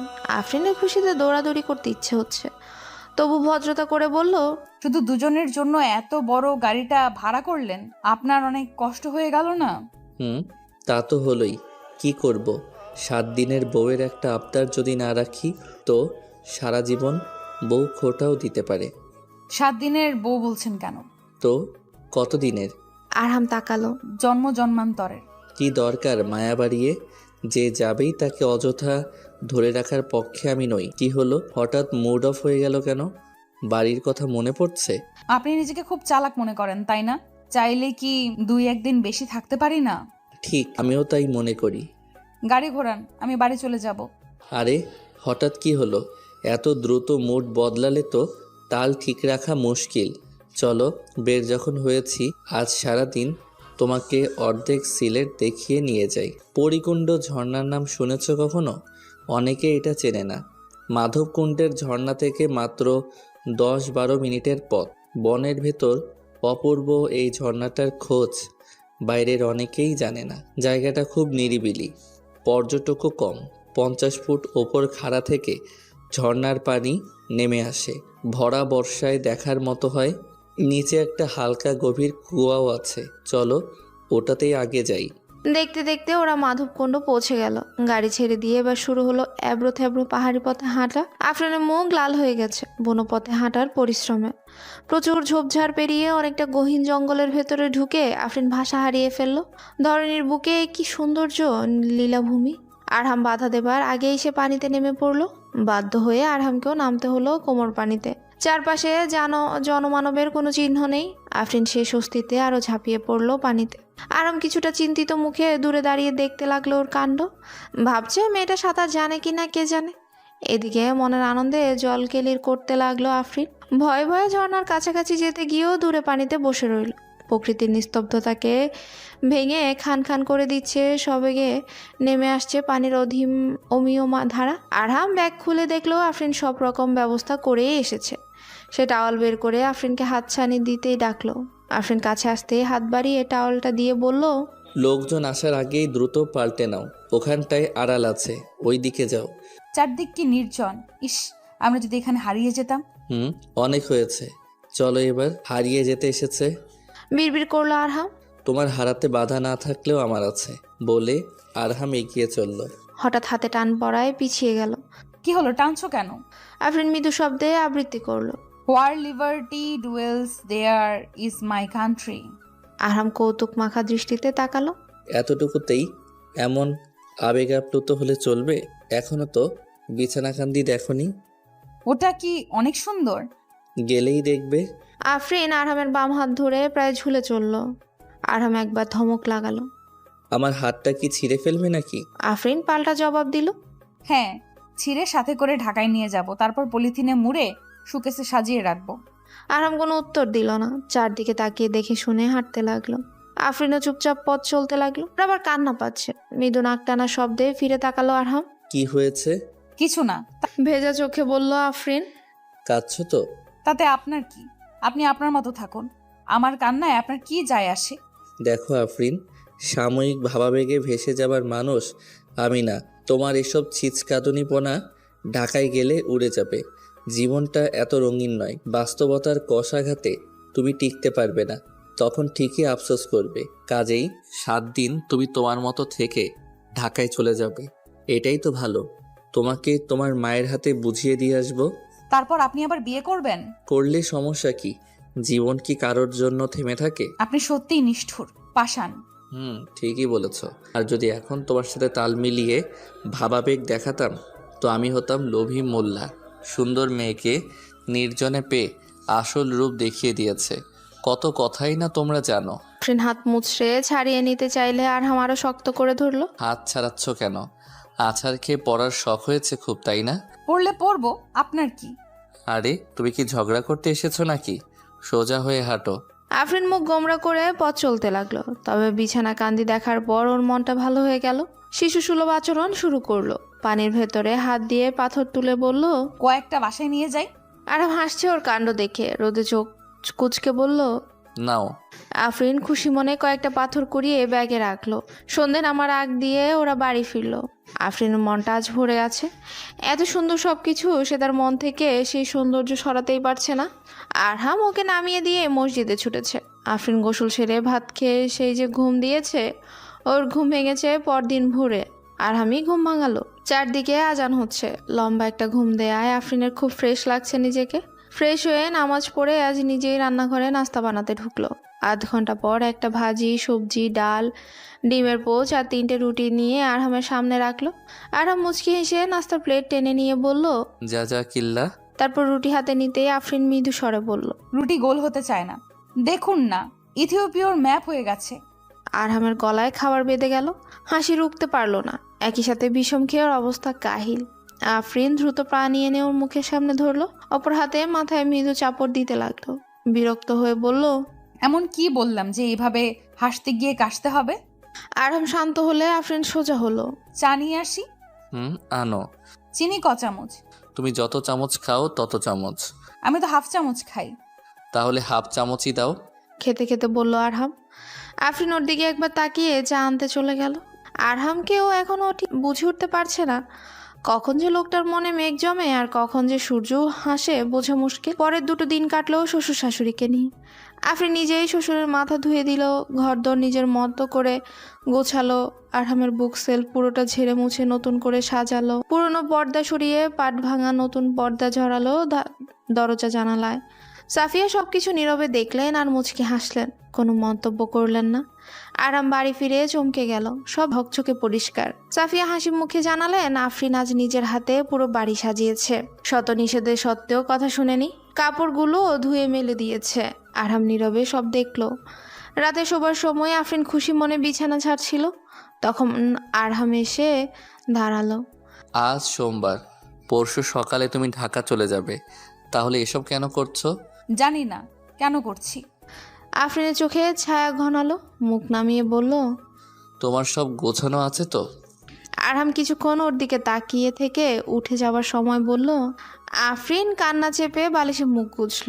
আরহাম সেদিকে কিছুক্ষণ তাকিয়ে থেকে দীর্ঘশ্বাস ফেলে কম্পিউটারে মন দিল। পরদিন ভোরে নামাজ শেষে আফরিন চা বানাতে রান্নাঘরে ঢুকেছে, তখনই বেল বাজলো। আফরিন অবাক হয়ে নিজেই মনে বলে উঠে, এ সময় আবার কে এলো? দরজা খুলে আফরিন নিজের জায়গাতেই জমে গেল। ওকে সরিয়ে ওর মা আর ওর বড় দুলাভাই ভেতরে ঢুকে বলল, তোমাকে নিতে আমরাই চলে এসেছি। তোমার বড় আপার ধারণা তোমাকে না নিয়ে গেলে নাকি তুমি যাবে না, তাই আমরাই তোমাকে নিতে এলাম। বাড়ির লোকজন কোথায়? ধরাজ কণ্ঠের শব্দে আরহাম ভেতর থেকে বেরিয়ে এলো, সালাম দিয়ে হাত মেলালো, তারপর আফরিনের দিকে তাকালো। ওর মুখ দেখে মনে হলো কেউ একটা ব্লটিং পেপার দিয়ে ওর মুখ থেকে সমস্ত রক্ত চুষে নিয়েছে। ইস, এই কয়দিনে একদম শুকিয়ে গেছিস। আফরিনের মা মেয়ের দিকে তাকিয়ে বললেন। আফরিন ফ্যাকাশে দৃষ্টিতে আরহামের দিকে তাকালো। আরহামের চেহারায় কালো মেঘের ঘন ঘটা। এটা দেখে আফরিনের খুশি হওয়ার উচিত ছিল, কারণ সে চেয়েছে আরহামের মনে তার শূন্যতা বিরাজ করুক।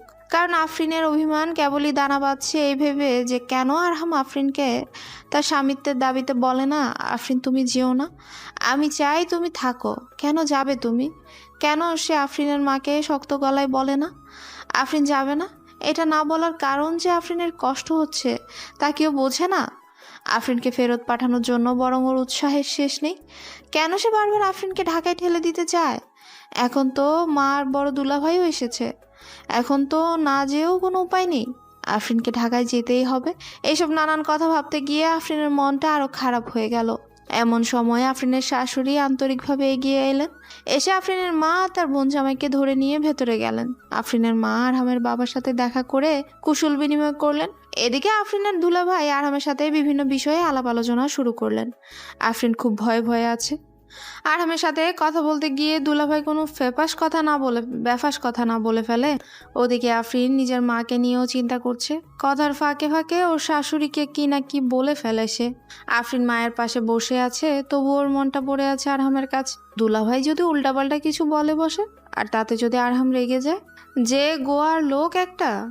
চরম অস্বস্তি নিয়ে আফরিন উসখুস করছিল। সাফিয়া অতি অল্প সময়ের মধ্যেই কিছু ঘরোয়া আয়োজন করে ফেললেন। আফরিনের মা রাতেই ঢাকা রওনা দিতে চাচ্ছিলেন, কিন্তু আফরিনের শাশুড়ি বারবার অনুরোধ করলেন তাদের বাড়িতে অন্তত একটা দিন থেকে যেতে। অবশেষে আফরিনের মা রাজি হলেন। আজ রাতটা থেকে আগামীকাল সকালেই রওনা দিবেন তারা। আফরিনকে তাগিদ দিলেন ওর কাপড় চোপড়ও অন্য সবকিছু গুছিয়ে রাখতে। সারাদিন আফরিন রান্না বান্নায় শাশুড়িকে সাহায্য করলেন। বিকেলের দিকে এক ফাঁকে আফরিনের মা আফরিনের হাত ধরে টেনে ঘরের এক কোণে নিয়ে গিয়ে চাপা স্বরে মেয়েকে ধমকালেন। তুই তো দেখছি পাকা সংসারী হয়ে গেছিস। বাড়িতে এক গ্লাস পানি ঢেলেও খেতে দেখিনি, অথচ এখানে একাই হেসেল ঠেলছিস। ভূতে ধরেছে নাকি তোকে? তোর হাবভাব কিন্তু আমার ভালো ঠেকছে না। তোর বড় দুলা ভাই আমাকে আড়ালে ডেকে বলেছে আরহাম স্কুলে চাকরি করে সামান্য কয় টাকা বেতন পায়, এই টাকায় সে তোকে খাওয়াবে না ঘরের প্রয়োজন পূরণ করবে। শেষমেশ দেখবি বান্দিগিরি করতে করতে হার মাস কালি কালি হয়ে যাবে। তোর সকাল্লাদ বলে কিছুই থাকবে না। আমি আর কোনো কথা শুনতে চাই না।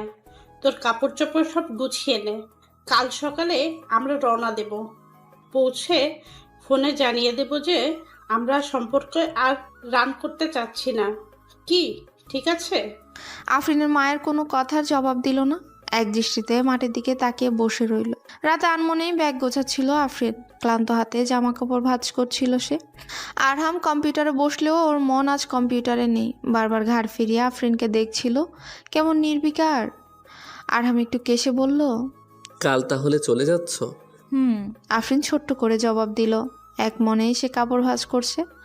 আরহাম খানিক ইতস্তত করে বলল, আমার অনুরোধ রাখতে তুমি যে ওই অবস্থায় আচমকা ঘর ছেড়ে আমার সাথে বেরিয়ে এসেছো, তার জন্য আমি তোমার প্রতি কৃতজ্ঞ। আফরিন কোনো জবাব দিল না। আরহাম ওর দিকে তাকিয়ে বলল, আমি জানি না এই কদিন তোমার হক ঠিকঠাক মতো আদায় করতে পেরেছি কিনা। ব্যাগ গোছানো শেষ করে আরহামের দিকে তাকালো আফরিন, বলল, চা খাবেন তো? দাও, কাল থেকে তো আর তোমার হাতের চা পাবো না, আজ খেয়ে নেই। আফরিন নীরবে ব্যথাতুর দৃষ্টিতে আরহামকে দেখে চা আনতে চলে গেল। রাতে দুজনের কারোরই ভালো ঘুম হলো না। আফরিন সারা রাত একরকম জেগেই কাটিয়ে দিল। ওরা সকালে রওনা দেবে বলে আরহামের মা রাতেই চালের আটার রুটি আর হাঁসের মাংস ভুনা তৈরি করে রাখলেন।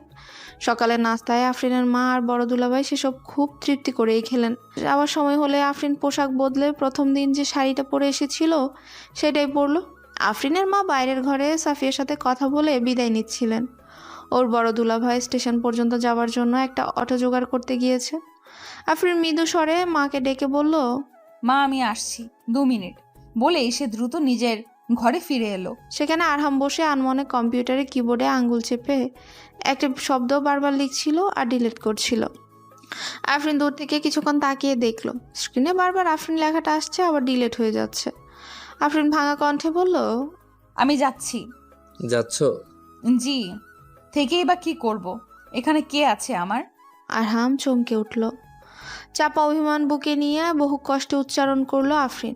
আরহাম ওর দিকে তাকালো। তুমি অযথাই রাগ করছো আফরিন, আমি তোমাকে আটকে রেখে কষ্ট দিতে চাই না।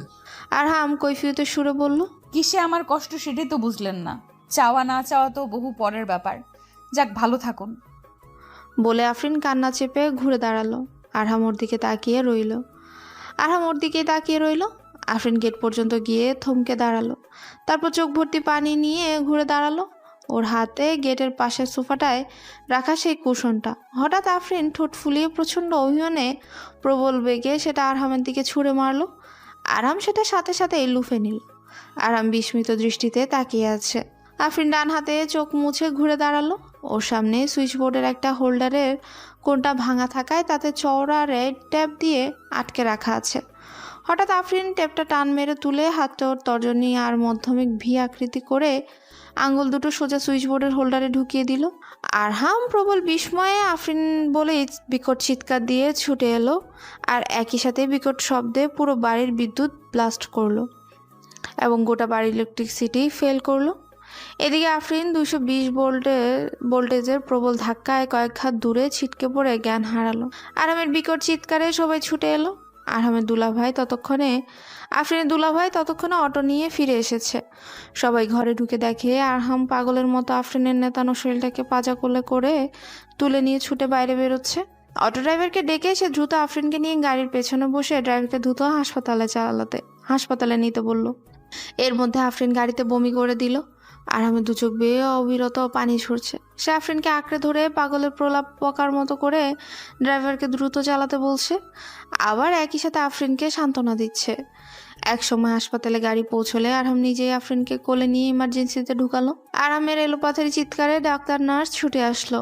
তার কিছুক্ষণের মধ্যে আফরিনের মা, বড় বোন, জামাই আরিশা এসে পৌঁছালো। ওদের সবার চোখেই উদ্বেগ আর পানি। টান উত্তেজনার প্রায় আধ ঘন্টা পরে একজন ডাক্তার এসে আরহামের কাঁধে চাপড় মারলো। Now she is quite okay. একবারে জাস্ট টাইমে পেশেন্টকে নিয়েছে, নইলে কি যে হতো আল্লাহ জানে। আমি কি ওর সাথে দেখা করতে পারবো? আরহাম সবার দিকে একবার তাকিয়ে তারপর বলল, আপনি পেশেন্টের কি হন? আর আমি ওর স্বামী। আচ্ছা ঠিক আছে, আপাতত শুধু আপনি যান। আরহাম পর্দা সরিয়ে রুমে ঢুকলো। আফরিন নেতিয়ে পড়ে আছে। এতটুকু সময়ের মধ্যে ওর চেহারায় কেমন কাল সেটে পড়ে গেছে।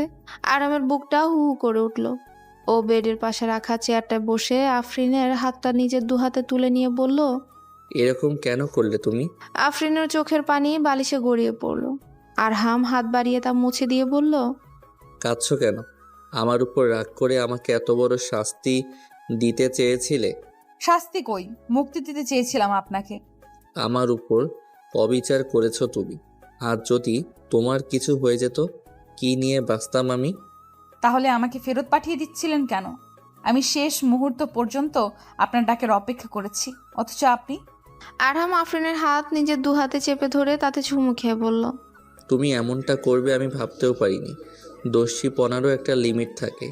তুমি যেটা করতে যাচ্ছিলে সেটা হতো আত্মহত্যা।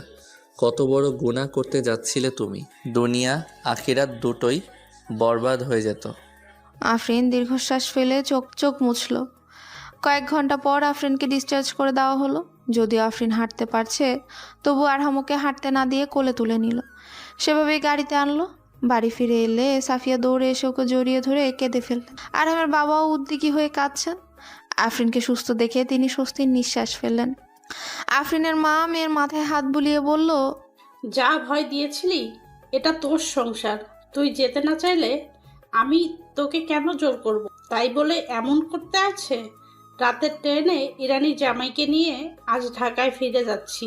যেদিন তোর সময় সুযোগ হবে সেদিন জামাইকে নিয়ে বাড়ি যে কয়েকদিন থেকে আসবি, কেমন? আফরিন মৃদু হাসল। সবার বিদায় হয়ে গেলে আফরিনকে এক গ্লাস হালকা গরম দুধ জোর করে খাইয়ে দিলেন সাফিয়া। তারপর আফরিনের কপালে চুমু খেয়ে তিনি ওকে শুতে বলে গ্লাস নিয়ে চলে গেল। এমন সময় আরহাম এসে আফরিনের পাশে বসলো, মাথায় হাত রেখে বলল, কেমন আছো এখন? জি ভালো। সত্যি করে বলো তো, এই কাজটা কেন করলে? আমার উপর রাগ করে? দেখ আফরিন জবাব না দিয়ে মুখ নামালো।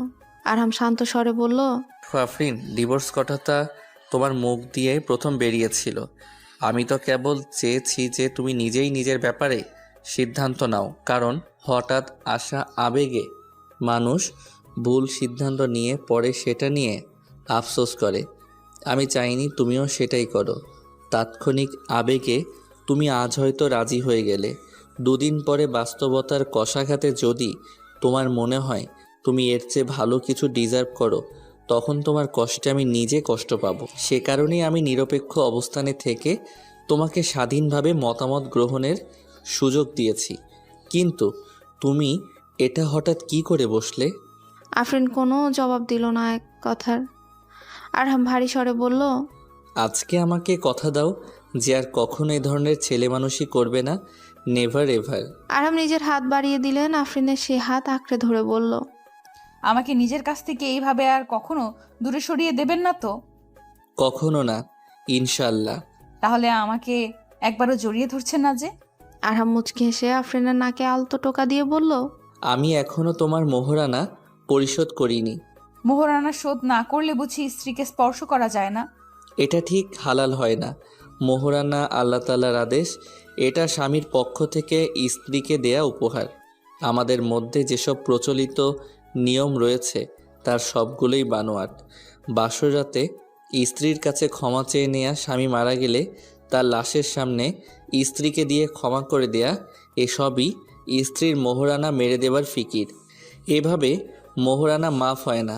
আচ্ছা বলো তো, কোন স্ত্রীটা আছে যে এই দুই পরিস্থিতিতে বলবে যে না আমি মাফ করব না?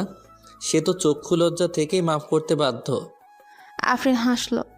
আমারটা আমি মাফ করে দিলাম, স্বেচ্ছায় সজ্ঞানে। আরহাম ভ্রু কুচকে বলল, আমি তো মাফ করতে বলিনি, দু একদিনের মধ্যেই সম্পূর্ণ উসুল করে দেব ইনশাআল্লাহ। একবার একটা লেকচারে শুনেছিলাম আল্লাহর রাসূল সাল্লাল্লাহু আলাইহি ওয়াসাল্লাম বলেছেন, একটা জামানা আসবে যখন আমার উম্মত তার স্ত্রীর সাথে জেনা করবে। কথাটা খুব মনে লেগেছিল, কতটা ভয়ঙ্কর। যেখানে স্বামী স্ত্রীর সম্পর্কে কোনো পর্দা আল্লাহ রাখেননি, সেখানেও জেনা করার কথা আসে কিভাবে? এটা দুভাবে হতে পারে। মোহরানা না দিয়ে স্ত্রীকে নিজের জন্য হালাল করে নেয়া। আবার অনেক স্বামী স্ত্রী আছেন কথায় কথায় তোমার সাথে থাকবো না, আমাকে ডিভোর্স দাও, তোমাকে ডিভোর্স দিলাম, তোমাকে ছেড়ে দেব, আজ থেকে তোমার ভাত খাবো না টাইপের ভয়াবহ কথাগুলো উচ্চারণের মাধ্যমে তালাক কার্যকর করে ফেলে, অথচ কোনো রকম তওবা কাফারা ছাড়াই তারা দিব্যি সংসার করে সন্তান জন্ম দেয়। এগুলো জেনার পর্যায়ভুক্ত। তাই আমি চাই তুমি তালাকের মর্ম বোঝো। এটা মুখ দিয়ে একবার বেরোলে শয়তান তার পেছনে পড়ে যায়। তালাক করিয়েই তবে সে দম নেয়, ওই দাম্পত্যের বরকত নষ্ট হয়ে যায়। আফরিন লজ্জিত স্বরে বলল, তওবা করলাম, জীবনে আর কোনো দিন এমন কথা মুখে আনবো না। আসলে আমি বুঝতে পারিনি কিসে আমার ভালো লাগা। এখন বুঝতে পারছো তো? আফরিন আরহামের বুকে মাথা রেখে বলল, খুব পারছি। আচ্ছা, আপনার কাছে যেতে তো আর আমার কিছু লাগবে না, তাই না? আরহাম হা হা করে হেসে ওর মাথাটা নিজের বুকে চেপে ধরলো। আফরিন কেঁদে ফেললো। আপনি আমাকে না ছুঁয়েও আমাকে আপনার প্রেমের ফাঁদে ফেলেছেন। আমার ভালোবাসাকে ফাঁদ বলছো? তা নয় তো কি, আমি পুরো বেকায়দায় ফেসে গেছি। চাল ছিঁড়তে চাও? না, একদম না, বলে আঁকড়ে ধরলো। আরহাম মৃদু স্বরে বলল, আমি তোমাকে ছুঁইনি কথাটা পুরোপুরি সত্য না। গত 7টা দিন আমার মন দিয়ে তোমার মন ছুঁয়েছি বারবার। কই, টের পাইনি তো। আরহাম ওর দিকে তাকিয়ে হেসে ফেললো। তারপর ওর গায়ে চাদরটা টেনে দিয়ে বলল, এখন একটু বিশ্রাম নাও। বলে আরহাম উঠতে গেলে ওর হাত চেপে বলল আফরিন, আপনি কোথায় যাচ্ছেন? একটু কাজ আছে। দীর্ঘশ্বাস ফেলে আরহামের হাত ছেড়ে দিয়ে শুয়ে পড়ল আফরিন। আফরিনের মা যাবার সময় মেয়ের কপালে চুমু খেয়ে বলল, জামাই বলল সামনের সপ্তাহের পরে সাপ্তাহিক নাকি ওয়ালিদ করে ফিরবে, তখন তোর আপাকে সহ নিয়ে আমরা চলে আসব। এখন যাই। আফরিন মাথা নাড়ালো। তোর বাবা ওদের ভালো করেই চিনেছিল, তাই বলেই পাগল হয়ে তোকে বিয়ে দিয়েছিলেন। ওদের মতন মানুষ হয় না। সোনার সংসার পেয়েছিস রে মা, যত্ন করে রাখিস। কখনো আবেগ দিয়ে সিদ্ধান্ত নিবি না, বুদ্ধি খাটাবি। তিনি দীর্ঘশ্বাস ফেলে বললেন। আফরিন অবাক হয়ে মায়ের দিকে তাকালো। মা আজ কত অন্যরকম করে কথা বলছেন। আজ তার কথায় আন্তরিকতার ছোঁয়া। মা চলে যাবার পর রাতে খাওয়া দাওয়া শেষে আফরিন শ্বশুর শাশুড়ির সাথে বসে গল্প করছিল। তখন আরহাম এসে আফরিনকে ডাকলো। আফরিন নিজের রুমে এসে ঢুকতে ওর চোখ ছানা ভরা। অসংখ্য ফুলের সমারোহার। আরহাম রুমটাকে এর মধ্যেই ফুল বাগান বানিয়ে ফেলেছে। বিছানায় প্রচুর গোলাপের পাপড়ির কারণে চাদর দেখা যাচ্ছে না। পেছন থেকে দরজা লক করার শব্দে আফরিন ফিরে তাকালো। আরহাম মিটি মিটি হাসছে। তারপর জিজ্ঞেস বলল, কেমন হয়েছে? অসাধারণ। আরহাম পকেট থেকে একটা খাম বের করে আফরিন হাতে দিল। আফরিন অবাক হয়ে তাকিয়ে বলল, এটা কি? তোমার মোহরানা, পুরোটা উসুল। আফরিন লজ্জায় আরক্ত হলো। খামটা রাখার জন্য পা বাড়াতে চাইলে আরহাম চট করে ওকে কোলে তুলে নিয়ে বলল, হাঁটতে হবে না, টমটম গাড়িটা তো তোমাদের খেদমতেই সারাক্ষণ হাজির। আফরিন হেসে মুখ লুকালো। পর্দা সরাতেই দেখলো আকাশটা মেঘলা হয়ে আছে। সকাল থেকে গুড়ি গুড়ি বৃষ্টি হচ্ছে। রোদ যেন আজ বৃষ্টির সাথে লুকোচুরি খেলছে। বৃষ্টি এসে বারবার রোদটাকে ঢেকে দিচ্ছে। এ দেখুন না, কি চমৎকার বৃষ্টি স্নাত রোদ্দুর। আরহাম আফরিনের হাতটা টেনে নিয়ে বলল, আমার আছে এক আকাশ মেঘ, সেই মেঘেই ডুব দিতে বেশি ভালো লাগছে। রোদ বৃষ্টিকে ওদের মতো ছেড়ে দাও। আফরিন পর্দা ছেড়ে দিল। বাইরে বৃষ্টি এসে রোদকে আবার ঢেকে দিল।